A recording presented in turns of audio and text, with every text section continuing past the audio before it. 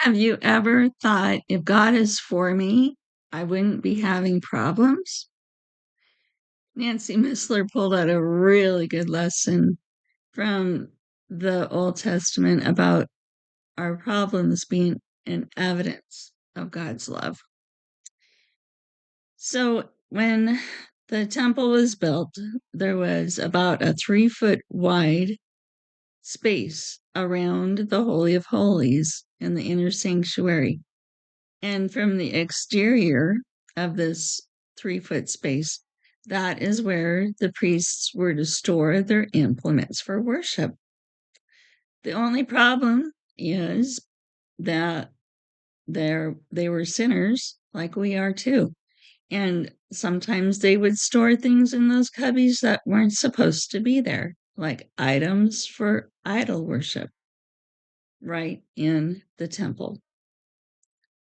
Well, we know that the Bible tells us when we receive Christ and receive the Holy Spirit, that our bodies are also the temple of the Holy Spirit. And I think it's really even easier to see how we can store things within ourselves that we think nobody will see and nobody will know. And sometimes things are there we're not even consciously aware of. Well, in the Old Testament, God would fix the problem by sending hornets that would build nests in some of those cubbies, and it would force the hand of the priests to have to clean them out. Being cleaned out is a good thing, right? Well, in the same way, when God allows problems in our lives, it can be the same lesson. He's trying to get us to have our temple right with Him and cleaned out also. And it's it's even more comforting to know the devil's goal is to kill, steal, and destroy. And as we see, especially in the book of Job, God limits the devil on what he can do. But we are still in a battle. We know that the Hebrew people spent generations as slaves.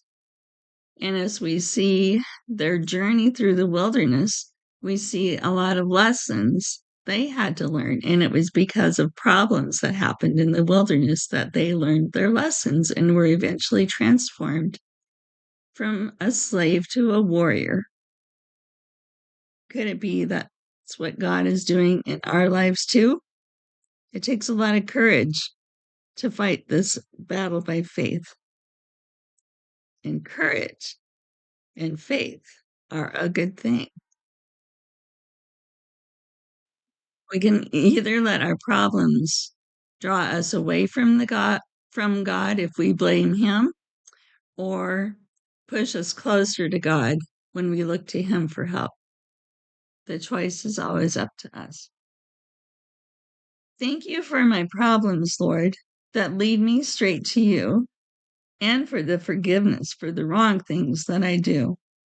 Thank you for my problems, Lord, that lead me straight to you, for I have no deeper need, dear Lord, than to know your true